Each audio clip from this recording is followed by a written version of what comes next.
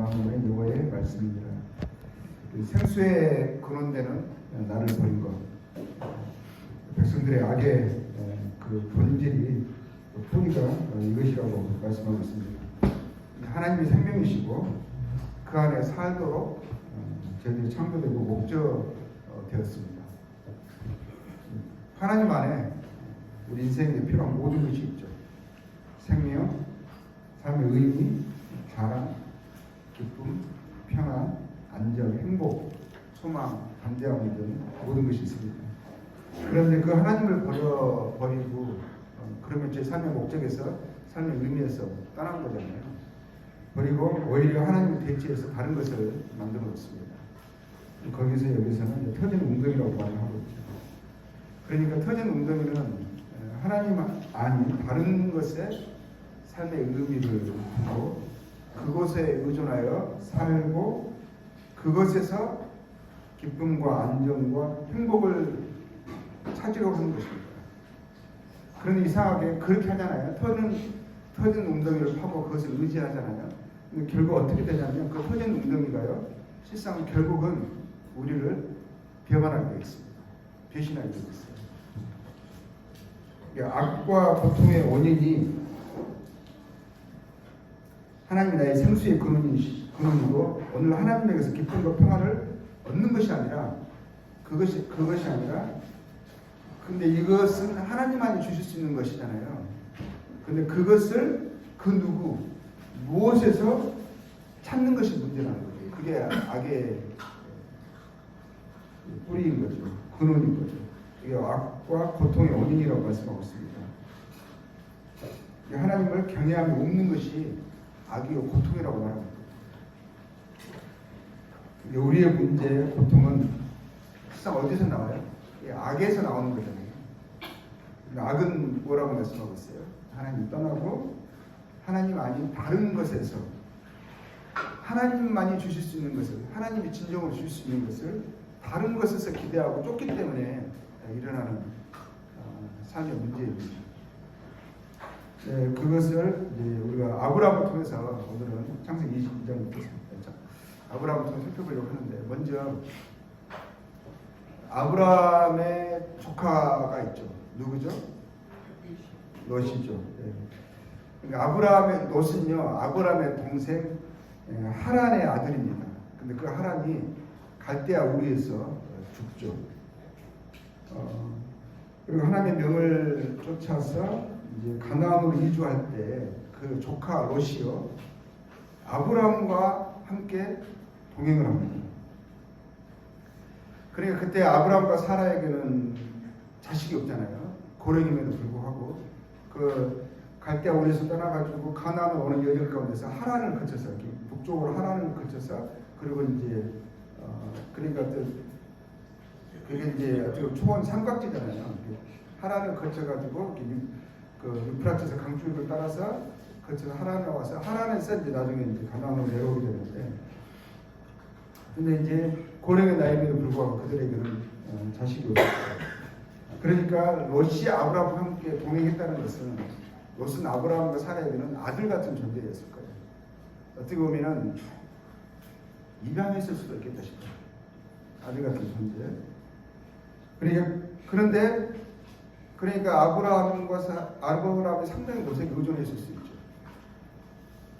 그런데 가나안은 들어왔어요. 하나님의 말씀을 쫓아서 가나안에 왔는데, 가나안에 오셔서 하나님이 이들에게 주신 말씀은 뭐냐면, 아브라함이 주신 말씀은 분명한 게 이 땅을 네 자손에게 주리라 그랬거든요.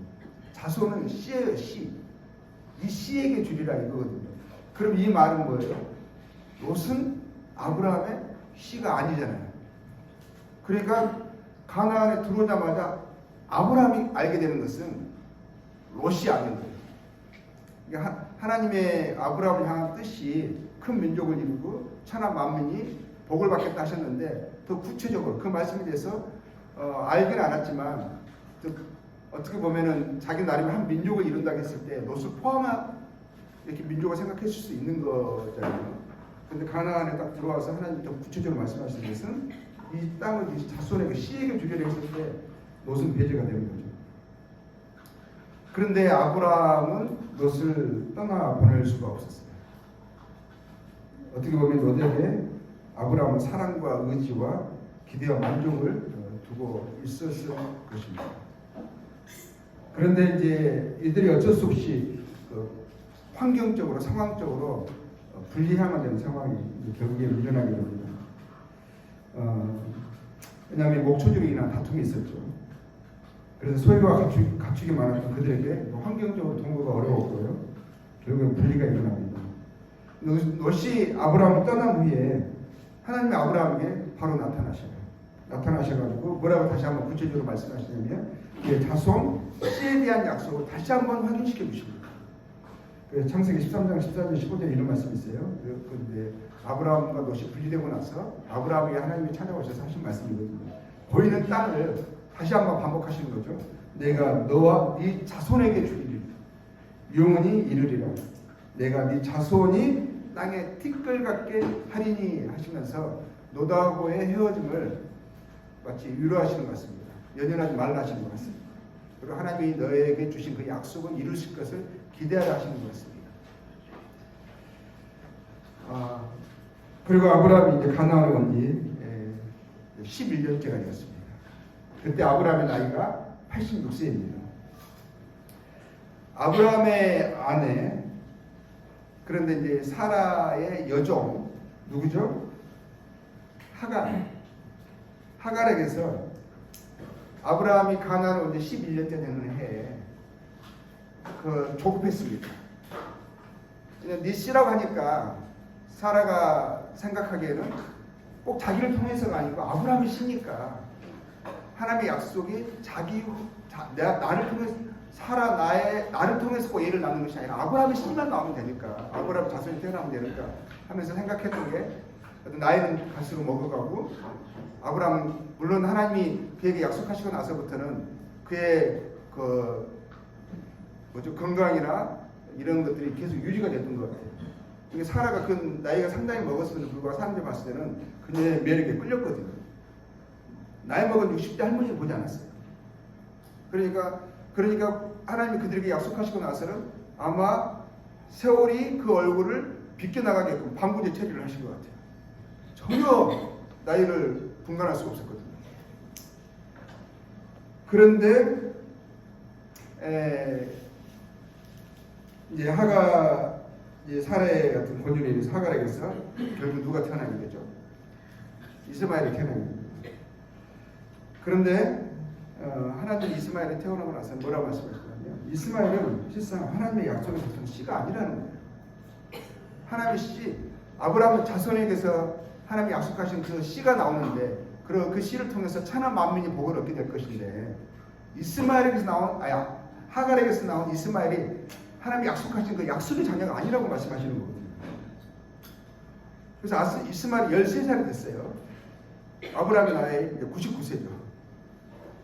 하나님께서 아브라함에게 나타나셔가지고 하신 말씀이 아브라함의 아내 사라에게서요 아들이 태어날 것이라고 말씀하십니다. 그리고 그 아들이 약속의 자녀라고 말씀하십니다. 근데 그때 아브라함이 하나님의 그 말씀을 들을 때 아브라함이 그렇게 그 말씀을 기뻐하지 않았던 것을 보게 돼요. 별로 기대하지 않았던 것을 보게 돼요. 왜냐하면 그 대답 속에서 알 수 있거든요. 대답이 창세기 17장 18절에 나오는데 뭐라고 말하냐면 아브라함이 하나님께 말하다 이스마엘이나 하나님 앞에 살기를 원하나이다. 이 말은 뭐냐? 이스마엘이나 하나님 앞에 살기를 원하나이다. 하나님의 복을 누리고 이스마엘이나 하나님의 축복을 주십시오. 하나님 그렇게 안 하셔도 됩니다. 이런 의미가 포함되어 있잖아요. 그냥 이스마엘이면 충분합니다. 됐습니다. 그냥 이스마엘을 약속의 씨로 삼아주시고 그에게 복 주시고 보호해 주시기를 원합니다. 라는 거죠. 하나님의 약속대로 드디어 아브라함 사라에게서 이삭이 태어났고요. 이때 이스마엘의 나이가요. 이제 이삭이 태어날 때 이스마엘의 나이가 14살이었습니다. 근데 그리고 이삭이 젖을 뗄 때라고 하거든요. 젖을 뗀다는 것은 그때 풍습을 보면 3살에서 5살 정도까지 젖을 먹습니다, 보통. 제가 이제 중앙아시아 타지키스탄에 있었잖아요. 거기 이제 아프가니스탄 페르시아 민족이거든요. 근데 그 사람부터 젖을 때 5살 먹은 애가 젖을 물고 있어요. 그러니까 그때 시대에는 젖을 더 오래 먹일 수 있죠. 대략 봤을 때 3살에서 5살이라고 볼 수가 있어요. 그럼 이스마엘이 이때 나이가 몇이냐? 17에서 19살 정도 되는 거거든요. 근데 그때 이스마엘이요, 이삭을 조롱하는 것을 조롱을 하고 있습니다. 놀리고 있었던 거예요. 약간 무시하고 있었던 것을 누가 봐버려요. 사라가 봤습니다. 사라가 그것을 보고요, 아주 분노를 합니다. 감히 내 자식에게, 이 종의 자식이 감히 내 자식을 놀려 조롱해 하면서 분노가 일어나요. 그러면서 아브라함에게 말합니다. 여종과 그 여종의 아들 이스마엘을 쫓으라고 합니다. 쫓으라고. 그러니까 지금 벌써 분열이, 다툼이 일어나는 거잖아요. 그로 인해서 뭐라고 하냐면 아브라함이요, 매우 근심했다고 나와 있어요. 매우 근심했어요. 그런데 하나님이요, 누구의 편을 들어주시는지 아세요? 하나님이 사라야, 너 너무하지 않니? 이렇게 하지 않으시고요, 이스마엘 그래도 아브라함이 쓰잖아. 큰 민족을 이루려면 지금 이 자식들 더 많이 나고 번성해야 되는데, 이제는 지금 결혼하고 얘를 낳을 수 있는 나이인데 얘를 쫓아내라 그러면 다시 시작해야 되는 거잖아. 이렇게 하는 게 아니라 하나님 뭐라고 말씀하시냐면 사라의 말을 들으라 하십니다. 아브라함이 21장 12절에 이렇게 되어 있어요. 하나님이 아브라함에게 이르시되 네 아이나 네 여종으로 말미암아 근심하지 말고, 그것 때문에 근심하지 말고 사라가 네게 이른 말을 다 들으라 이렇게 하십니다. 그리고 사라의 아들 이삭이요, 하나님의 약속의 자손이고 그에게서 난 자가 하나님 말씀하시고 약속하신 그 씨이심을 다시 한번 확인시켜 주십니다. 아브라함은 다시 한번 예전에 노새 그 경우처럼, 그 때처럼, 아니 그때보다 더 크고 깊은 결별의 아픔을, 상실의 고통을 마주해야 합니다. 녹과 헤어진 거 쉽지 않았거든요. 이제는 자기 씨잖아요. 이스마엘과 또 결별을 해야 되는 거거든요. 근데 아브라함은요, 하나님의 말씀을 순종하여 그의 큰아들 이스마엘과 그의 어머니 하갈을 어떻게 보면 정말 매정할 만큼 매몰차게 내보냅니다. 21장 14절에 나와 있어요. 아브라함이 뭐라고 하냐면, 아브라함이 아침에 일찍 일어나 떡과 물 한 가죽 부대를, 물도요 많이도 안 줘요, 한 가죽 부대를 종을 보내가지고 술에 막 살만큼 풍성하게 보내는 것도 아니고요, 떡 조금과 물 가죽 부대 한 부대를 지어주고요, 하갈의 그 어깨에 메어주고 그 아이를 데리고 가게 합니다. 하갈이 나가서요, 브엘세마 그 광야에서 방향을 방황합니다. 그들이 약간의 떡과 물 한 가죽 부대를 주고 쫓아버린 것입니다. 어떻게 보면 나가 죽으라고 한 것 같아요. 물이 곧 다 떨어집니다. 그리고 어머니 하갈의 그 눈물과 통곡, 이거 눈물과 통곡은 뭐겠어요? 분내 울부짖음이지 않을까요? 어떻게 인간들이 저럴 수가 있어? 그 가운데 갈증과 굶주림으로 죽어갑니다. 이제 그 물도 한 가죽 부대에 이렇게 주지 않았잖아요. 광야가 내가 몰았거든요. 광야. 그래서 21장 15절 10절에 이렇게 되어 있어요. 가죽 부대 물이 떨어질지라 아이가 죽는 것을 참아 보지 못하겠노라. 이게 지금 죽어가고 있는 거예요. 지금 목말라서 갈증해. 그러면서 하갈이 하나님께 소리를 내어 울부짖습니다.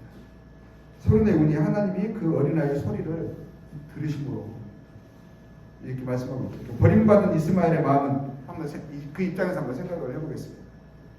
분노가 치밀지 않겠어요? 어떻게 아버지가 저럴 수 있는 거예요? 아브라함은 지금까지 좋은 사람이잖아요.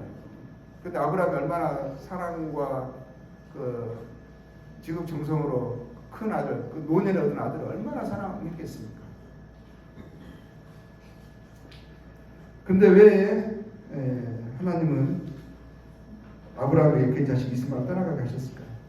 물론 하나님이 그 하갈의 기도를 들으시고 그 이스마엘의 그 울부짖는 고통을 들으시고 그들을 도우시고 물을 발견하게 하시고 살게 하십니다.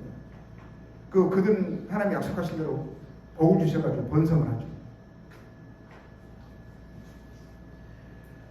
그런데 하나님이 우선 그때의 상황으로 봤을 때는 왜 이스마엘을 떠나게 하셨을까? 이스마엘의 눈에 하갈의 눈에 그 눈물을 머금게 하시고 그 고통 속에 울부짖게 하셨을까? 그리고 이제는 아브라함에게 이제 그 잘난 자식, 약속이 참 아들, 후손이 이삭이 있으니까 이제 된 건가? 아브라함에게 롯과 이스마엘을 떠나 보내는 것 중에 어느 것이 더 어려웠을 것 같으세요? 갈수록 어려워지는 것인가요? 그런 것 같죠. 아니면 쉬워져 가는 건가요? 이제 정들었던 거, 사랑하던 것을 떠나보려고 결별하는 것이요. 익숙해져서 대수롭지 않게 되었을까요? 아니면 더 좋은 것이 생겨서 그것보다 한참하고 부족한 것들을 떠나보내는 것이 별로 그렇게 아쉽지 않을까요? 근데 아닌 것 같습니다. 아브라함이 롯을 떠나보내고 나서요, 하나님의 위로가 긴급하게 필요했습니다. 그래서 하나님의 계획이 바로 나타나시더라고요. 약속의 말씀을 다시 한번 확인시켜주면서 그의 믿음을 붙들어 주셨습니다. 그러고 나서 계속 아브라함은 롯에게 그 마음에 그 관심이 있었어요. 연연해 있었습니다. 그에 롯이 노략을 당하고 포로로 끌려가는 일이 일어나게 되죠. 유기에 처했을 때요, 아브라함은 어떻게 합니까? 곧바로 직접 행동에 옮깁니다. 집에서 길르는 자 318명을 데리고요, 5 왕의 연합국도 감당하지 못한 4 왕의 연합국, 그들이 지금 가나안과 그 안에 있었던 사람들 끌고 간 거잖아요. 그 안에 롯이 포함되어 있습니다. 근데 물불을 가리지 않고요, 그 노년에 아브라함 친히 얼마 되지 않는 사람들을 이끌고요, 4명의 연합군들, 5 왕들을 이긴 그 연합군들을 뒤에서 맹렬히 추격해 갑니다. 그 밤에 결국에는 그들을 공격해서요, 롯을 군치로 메움합니다. 그리고 아브라함이 롯을 향한 그 마음의 정도를 이해할 수가 있을 것 같아요. 그리고 후에요, 소돔과 고모라가 죄악으로 하나님의 심판을 받을 때요, 하나님이 아브라함에 알리지 않고 그냥 하시지 않습니다. 아브라함의 상심과 고통을 짐작하신 것이죠. 그래서 아브라함에게 하나님이 그 하실 일을 드러내시고요, 그랬을 때 아브라함이 롯을 위해서 간절히 하나님께 구합니다. 매달립니다. 그리고 롯과 그에게 속한 자를 구해달라고 하나님께 정말 끝까지 붙드는 것을 보게 됩니다. 그래서 하나님께서 그들을, 아브라함을 보시고 롯과 그에 속한 자들을 구해주셨습니다. 그러면 아브라함은 롯에 대한 애정의 정도를, 그 깊이를 우리가 짐작할 수가 있죠. 그러니까 아브라함은 그렇게 매정한 사람이 아니라 자신의 조카 롯에게도 이런 애정을 지속적으로 가지고 있던 아브라함이 86세에 낳은 그의 첫 아들 이스마엘을 냉혹하고 무정하게 손쉽게 떠나보냈을 것이라고 생각하기가 어렵습니다. 그냥 말씀에 몇 구절 안 나와 있고 어떻게 매정하게 보내는 것 같아서 그랬을 것 같지만 그 마음은 엄청 좀 괴롭고 고통스러울 것이라는 거 우리가 짐작할 수 있을 것 같습니다. 그런데 더 어려운 상황이 이어질 것 같으면서 매정하게 얘기해줄 만큼 단호하게 분명하게 했습니다. 왜 그랬을까요? 그의 마음이 다 완고해져 가서 그랬을까요? 아니면 좋은 것을 얻었고 더 좋은 것, 부족한 것에는 이제는 정이 떨어지고 싹도 잘라버리는 성향의 사람이 되어버린 것인가요? 그렇지 않다라고 얘기합니다. 이제 그에게 이삭이 있습니다. 먼저 롯하고 결별했죠. 이스마엘하고 결별을 했죠. 이제 이삭이 있죠. 아브라함은 이제 그의 모든 것이 이삭이죠. 롯과 이스마엘에도 비교도 안 될 만큼 그의 온 마음을 차지하고 사랑하는 이삭이 있기에 아브라함은 남부를 것이 없는 복되고 충만한 자입니까? 그럴까요? 그런데 놀라운 것은 그 이삭이 이스마엘의 나이가 되었을 때쯤, 이스마엘을 쫓아내보냈을 때쯤, 대략 17, 19, 이스마엘이 생각나는, 이스마엘 그 눈물이 생각나는 그 나이 때에 하나님이 다시 아브라함을 부르십니다. 그리고 이렇게 말씀하십니다. 창세기 22장 2절이 있습니다. 뭐라고 말씀하시죠? 여호와께서 이르시되 네 아들 네 사랑하는 독자 이삭을 데리고 모리아 땅으로 가서 내가 네게 일러준 한 산 거기서 번제로 드리라. 번제가 뭔지 아시죠? 불러 태워서 죽이는 거거든요.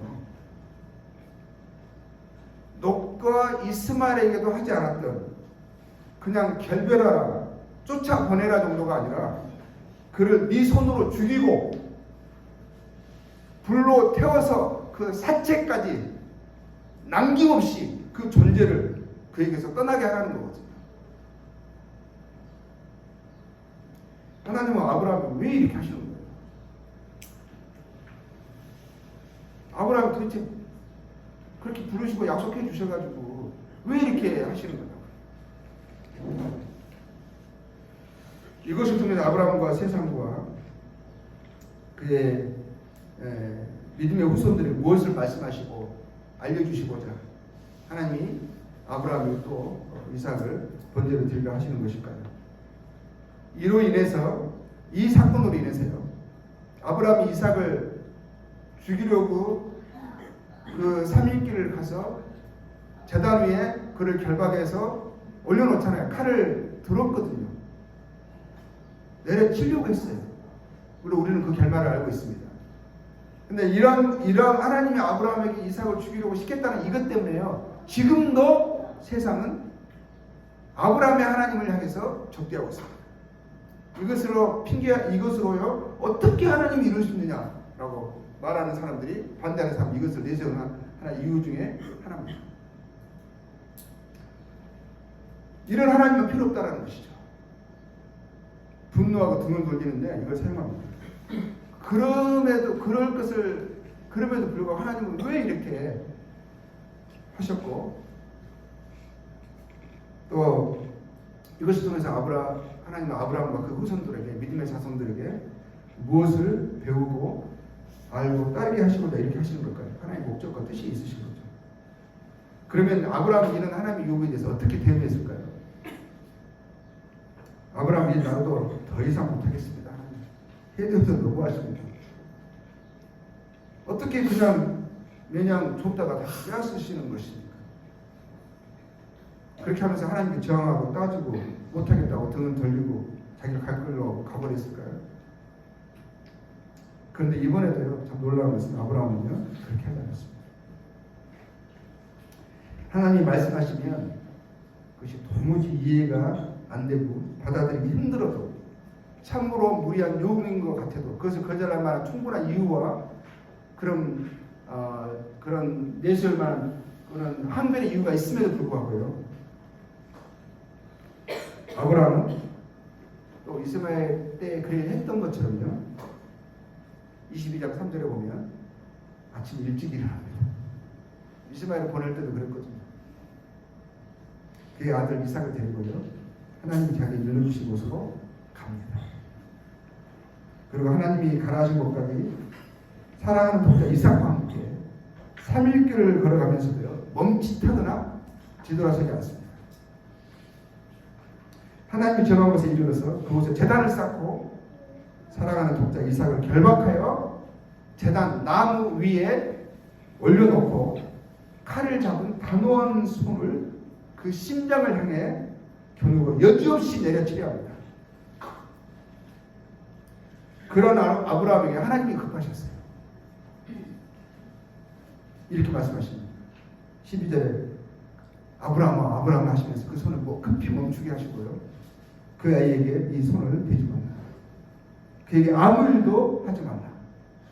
네가 네 아들 네 독자까지라도 내게 아끼지 아니하였으니 내가 이제야 네가 하나님을 경외하는 줄 아노라 하셨습니다. 하나님은 사람의 중심을 보시고 아시죠? 아브라함이 하나님을 경외하고 사랑하는 줄을 하나님이 모르셨을까요? 하나님은 아셨습니다. 아브라함이 하나님을 사랑하는 그 정도가 그가 이 세상에서 가장 귀히 여기고 사랑하는 그 존재 이삭이라 할지라도 아브라함에게는요 이삭이라 할지라도 그 이삭이 하나님보다 중히 여기거나 하나님보다 더 사랑하지는 않았습니다. 하나님과 경쟁될 수 없었어요. 이 세상에서는 아브라함에게 이삭을 자기 생명보다 귀하게 사랑하고 아끼는 존재입니다. 그렇지만 하나님보다는 아니에요. 아브라함에 있어서. 어떻게 보면 아브라함의 가장 사랑하는 독자 이삭은 그 이삭이 아니라 아브라함이 가장 사랑하는 존재는 그 이삭이 아니라 하나님이셨어요. 오히려 그 이삭을 보면서 그 사랑의 마음을 자기가 느끼면서 경험하면서 하나님의 사랑을 인식했을 거예요. 그 마음이 하나님께 더 알게 볼수록 사랑의 마음이 커져가면 커져갈수록 하나님께 마음이 더 빼앗겼던 거예요.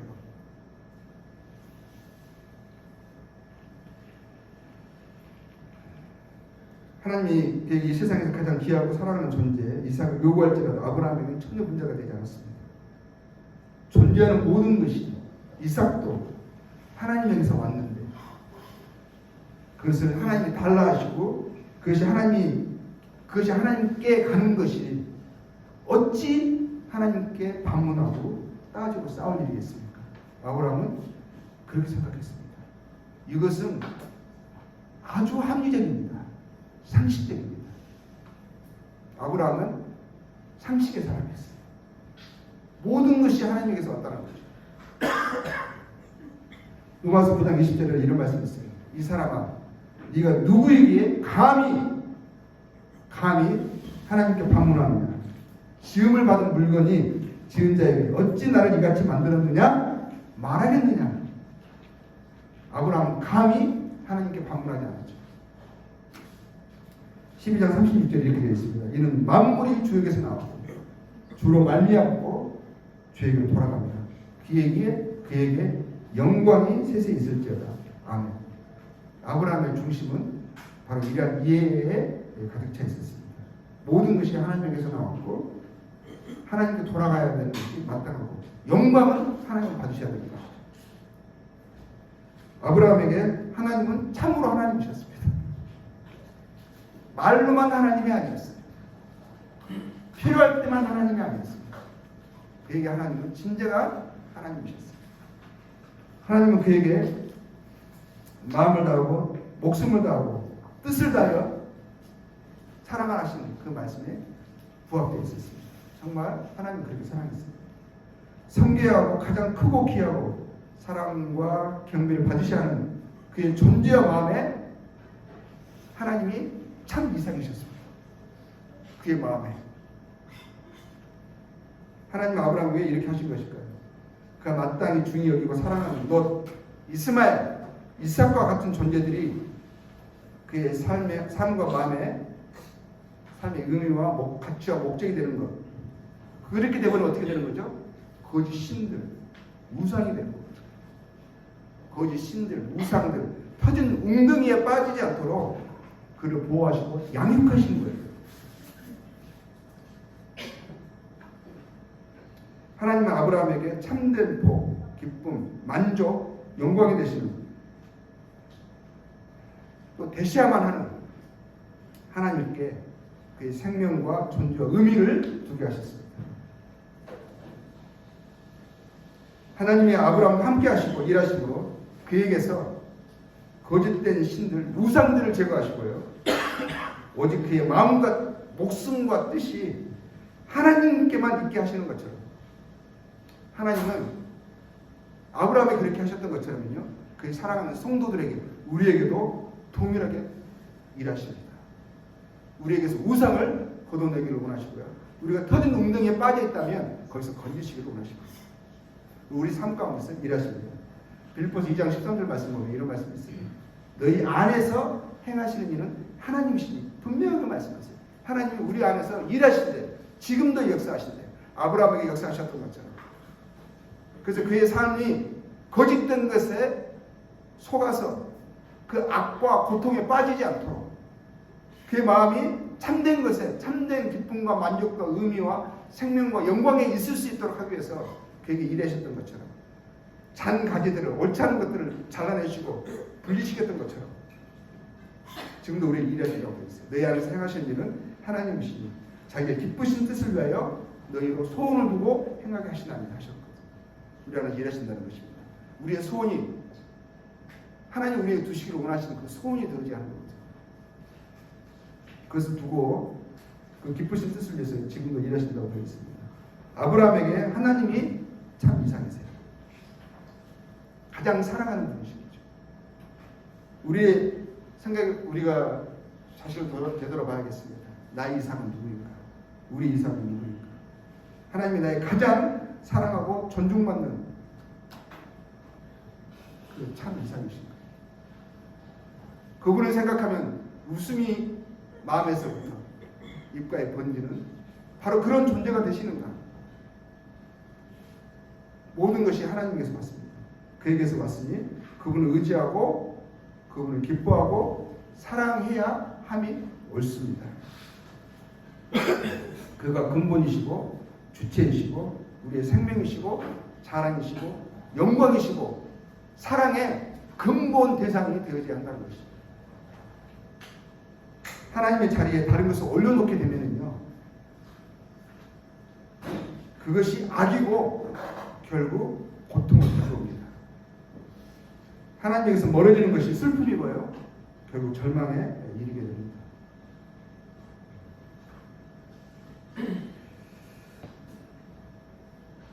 하나님은 아브라함이 그의 사랑하는 독자 이삭을 아끼지 않으시는 것을 칼을 든 그의 손을 멈추게 하시고요, 내가 이제야 네가 나를 경외하는 줄 안다 하셨습니다. 그리고 그의 아들 이삭을 대신해서 뭐라 하죠? 한 마리 양을 준비하셔서 주시죠. 이삭을 대신하게 하시고 아브라함에게 이삭을 돌려주셨습니다.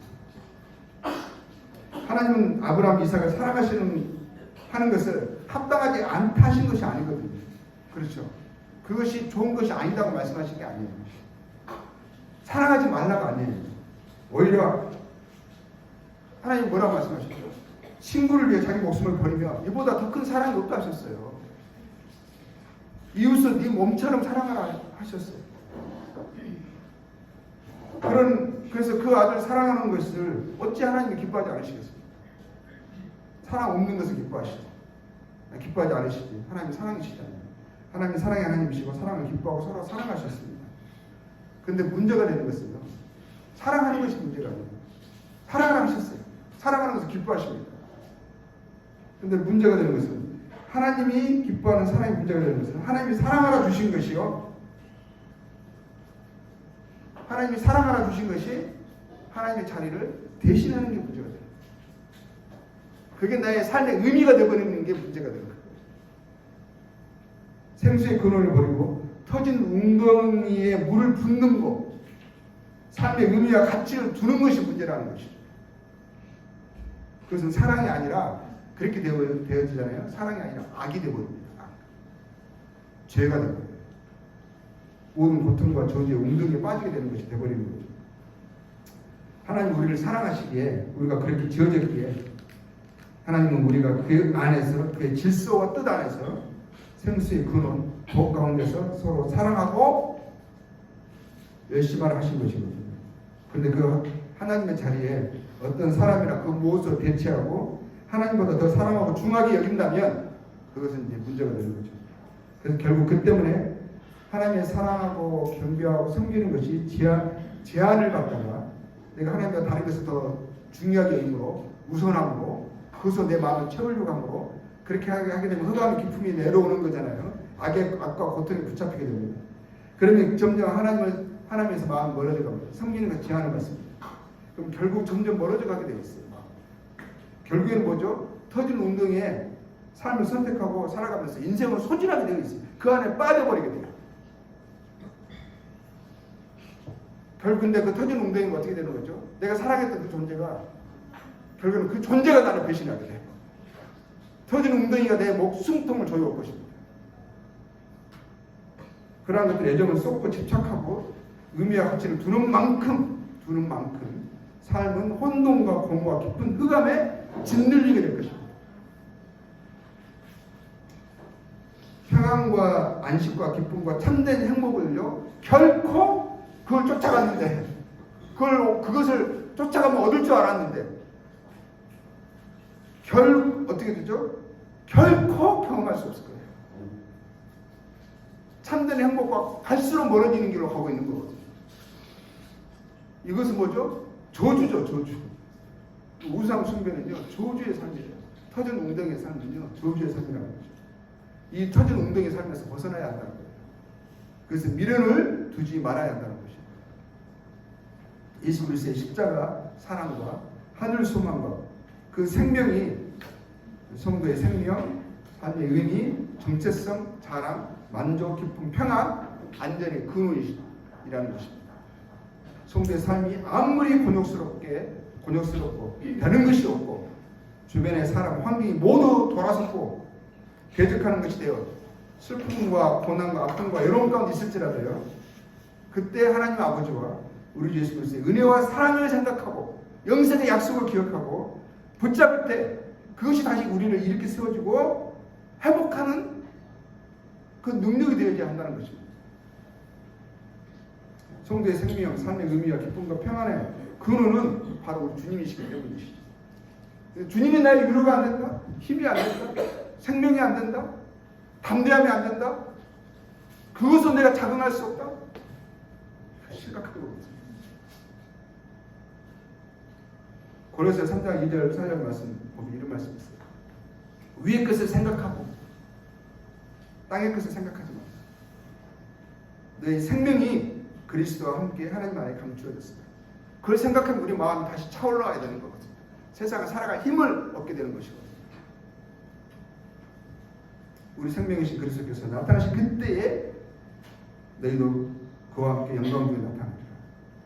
그래서 우리 어려운 것들을 극복할 수 있어요. 넘어갈 수 있어요. 성도의 생명은 바로 그리스도이십니다. 성도의 소망, 의미와 가치는 우리 주님께 있습니다. 아브라함이 사랑하는 독자 이삭을 아까워하지 않고 드릴 때 하나님은 네가 나를 경외하는 줄 알았다 하셨어요.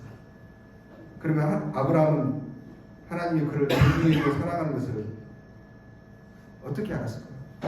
아브라함은 우리 이 이야기를 들으면 이야기 아브라함과 이삭의 그 이야기를 들으면 아브라함이 하나님을 경외하는 것을 증명하고 하나님이 그것을 증거하실 이야기 같죠. 그렇죠. 아브라함의 믿음이 돋보이잖아요. 그리고 중심이 주제가 아브라함의 믿음 같잖아요.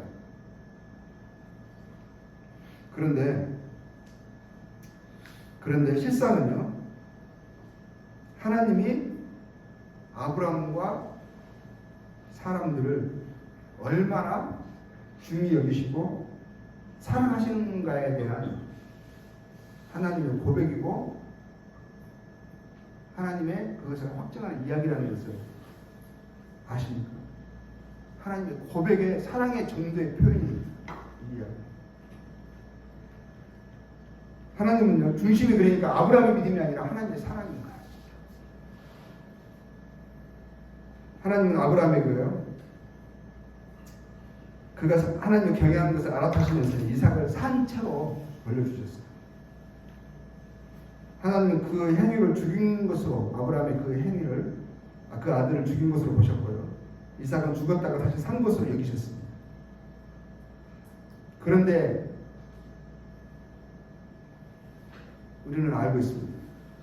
이것은요, 하나님의 그의 사랑하는 독생자를 세상을 사랑하심으로, 저희들을 사랑하심으로 죽이시는, 그의 사랑하는 아들을 죽이시는 하나님의 고백과 확증의 예표임을 하나님 후에요, 아브라함이 씌워오신 그의 독생자 예수 그리스도를 친히 그 제단 나무 위에 올려놓고 결박하시고 못 박으시고 죽이십니다. 아브라함에게는 이삭을요 돌려주셨어요. 근데 하나님은 그의 아들을요 그 나무 위에 올려놓고 버리셨어요. 죽이셨어요. 하나님이 이 세상을, 이 죄를 얼마나 존귀 여기고 사랑하시는가를 그 아들을 아끼지 아니하시고 죽이시고 천하의 역사에 공표하시고 밝게 확증하신 것입니다. 이것은 예표였습니다. 아브라함의 믿음이 주제가 아니라 하나님의 사랑이 주제였던 것입니다. 로마서 5장 8절에 이렇게 이야기하고 있어요. 우리가 아직 죄인 되었을 때 그리스도께서 우리를 위하여 죽으심으로 하나님께서 우리에 대한 자기의 사랑을 확증하십니다. 확증하십니다.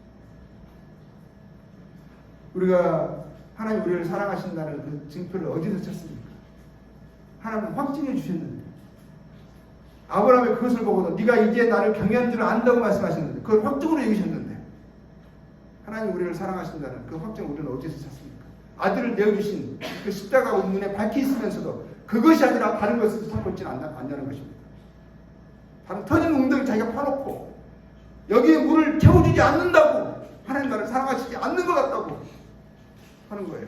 십자가에서 아들이 그렇게 죽으시는 것을 사람들을 사랑하시느라고 확증해 주셨는데도 그것으로 사랑의 확증을 삼지 않는 거예요.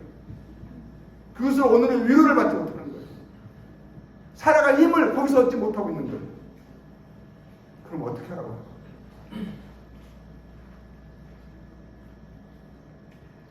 우리 죄인들에 대한 자기의 사랑을 십자가에 나무 위에서 버리심과 죽으심으로 확증해 주신 하나님과 그의 아들 우리 주 예수 그리스도께서 우리 하나님과 주가 되심이 마땅하지 않으시겠습니까? 그분이 우리의 주가 되심이 마땅하지 않으시겠습니까? 그분이 우리에게 무엇을 요구하시는가? 그 요구하시는 것이 크다 말할 수 있겠습니까?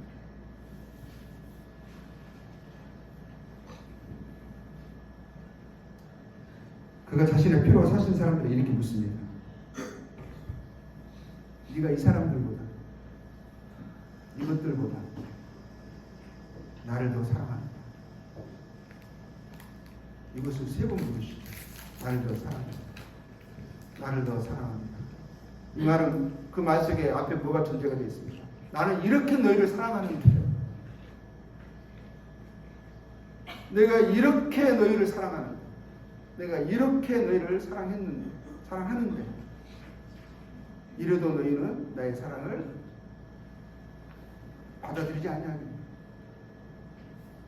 너희는 그렇게 지어졌고 그렇게 해야 너희들의 참된 행복과 만족과 기쁨과 영광이 그것에 있는데 왜 내 말을 믿지 않니? 왜 내 사랑을 받아들이지 않니? 근데 그것을 통해서 사랑을 확정해 주신 그 사랑을 본 사람들에게는 하나님 우리에게 이렇게 부르십니다. 네가 이 사람들보다 이것들보다 나를 더 사랑한다. 우리의 마음은 어떻게 대답해야 합니까? 누가 그랬던 것처럼 주로 그러하이다. 그런 사람들에게 하나님이 뭘 주시죠? 다른 걸 요구하시는 게 아닙니다. 그런 사람들에게 주님을 사랑하는 사람들에게 싫은 사람들에게 요구할 수 없잖아요. 그렇게 보여주셨는데 아니요, 저 싫어요. 저는 제 갈 길 갈래요. 제가 여전히 좋아하는 거 좋아하고 의미를 두고 가치를 두고 살아갈래요. 당신 나를 사랑하셨다 하시지만 받을 건 받고 난 여전히 내 원하는 대로 살아갈래요. 옳지 않는 사람들에게 어떻게 요구할 수 있겠습니까? 그런데 주님을 사랑하는 데 있을 때 정말 사랑하는 사람, 그 사랑을 보고 마음이 감동이 되고 나 같은 자를 이렇게 사랑해 주셨다고 마음이 좀 울려요. 울린 만큼 그렇게 살기도 원하는 사람들에게 어떻게 되죠? 그런 사람들에게만 주님이 사명을 주시고 책임을 주십니다. 섬기고 싶은 사람 억지로 하시지 않으세요, 주님. 그리고 그렇게 남은 삶을 주님의 뜻 안에서 그 사명 안에서 살아갑니다. 이렇게 물으십니다. 그런 사람들에게 너는 나를 따라. 따르는 것이 그게 고통이 아니라 억압이 아니라 이거는 특권이죠. 감사죠. 영광이죠. 우리의 삶에 터진 웅덩이를 버려야겠습니다. 거기서 빠져나와야겠습니다. 우리도 잠깐만 하늘을 팔면 생각하지 않으면 우리도 모르는 사이 우리 발길은요 누구의 그 말처럼 우리가 생각이 몽롱하고 술 취하고 있으면 그 말은 그쪽으로 갑니다. 우리 몸은요 저는 그쪽으로 끌어가요. 우리 생각은 그쪽으로 흘러가게 되어 있어요. 우리가 정신을 차려야 되는 것이죠. 생각해야 되는 거예요. 위의 것을 생각하라. 항상 생각하라 하시는 거예요. 그래서 우리가 말씀을 매일 읽고 그 주님의 사랑을 항상 기억하면서 우리의 마음을 항상 씻어야 돼요. 정화해야 할 필요가 있습니다. 각오를 매일 새롭게 해야 할 필요가 있어요. 그렇게 하지 않으면 그렇게 해도 힘든 세상에 살고 있습니다. 우리는 적기에 둘러싸여 있어요. 그렇죠? 세상이 온통 적이잖아요. 근데 그 가장 큰 적이 누구예요? 그 적과 내통하고 있는 존재가 내 안에 있다고요. 내 안에. 내 몸이 이 적진의 요새잖아요. 우리가 이게 쉬운 전쟁이 아니거든요. 근데 우리의 생각을 우리의 주님께 붙잡아 놓지 않고 우리 마음을 새롭게 하지 않으면 참 우리 이 싸움을 끝까지 해나가기가 쉽지 않습니다. 다시 한번 우리가 생각해야 되는 것은 하나님이 나의 삶의 이유, 의미, 목적, 가치가 되어야 하겠습니다. 하나님이 나의 이상이십니다. 생수의 근원이십니다. 하나님 안에서만 성된 만족과 평강과 기쁨과 안정과 위로와 의미가 있습니다. 우리가 이 말씀을 믿어야 합니다. 하나님과 그의 영원한 사랑으로만 기뻐하고 만족하고 충족되지 않는 마음이 되지 않게 합니다.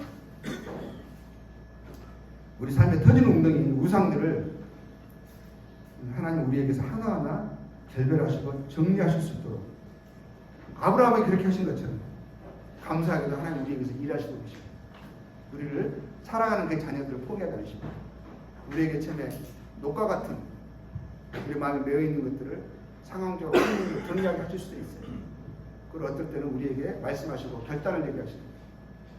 중요한 것은 하나님 우리 안에서 일하고 계신다. 그래서 그 마음을 우리의 마음이 하나님께 붙잡혀 가도록 그분을 기뻐하도록 그분을 사랑하도록 순종하도록 우리 삶 가운데 일하시고 계신다는 것입니다. 그래서 우리가 안심이 됩니다. 하나님의 일하심을 인식하고 우리 마음이 하루빨리 터진 웅덩이를 메우고 하나님께 돌아가 하나님 안에서 참된 안식과 생명과 기쁨과 평강을 누리며 복음에 합당한 성도의 삶을 살아가는 것을 성장하는 우리 모두이기를 축복합니다. 감사합니다.